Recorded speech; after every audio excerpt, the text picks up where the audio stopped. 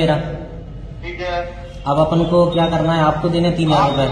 কাজ করে দেওয়ার পরিবর্তে ঘুষ চেয়েছিলেন রাজস্ব কর্মকর্তা। ঘুষ না দিলে বুদ্ধি করে সরকারি মেয়রের কাছে পৌঁছে গেলেন যুবক। মেয়রের সামনেই ওই রাজস্ব কর্মকর্তাকে ফোন করে লাউড স্পিকার চালু করে ঘুষকাণ্ড প্রকাশ্যে নিয়ে এলেন তিনি। চাঞ্চল্যকর ঘটনাটি ঘটেছে মধ্যপ্রদেশে। সেই ঘটনার একটি ভিডিও ইতিমধ্যে প্রকাশ্যে এসেছে, ভাইরাল হয়েছে ভিডিওটি।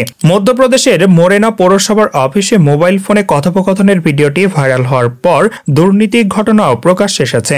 সমাজ মাধ্যমের প্রতিবেদন অনুযায়ী পঙ্কজ ঠারর নামে মোরেনার স্থায়ী বাসিন্দা বাড়ি তৈরির অনুমতির জন্য পৌরসভা এবং রাজস্ব বিভাগের দ্বারস্থ হয়েছিলেন, কিন্তু অভিযোগ রাজস্ব বিভাগের এক কর্তা তাকে বাড়ি তৈরির অনুমতি দেওয়ার পরিবর্তে ঘুষ চান। পঙ্কজের অভিযোগ, রাজস্ব বিভাগের কর্তা অশোক ভারতীয় সহ পুরসভার কয়েকজন দায়িত্বপ্রাপ্ত কর্তা তার কাছে ঘুষ চেয়েছিলেন। কত টাকা ঘুষ দিতে হবে এবং তা কিভাবে সকলের মধ্যে ভাগ হবে তাও নাকি বিশদে জানানো হয় তাকে।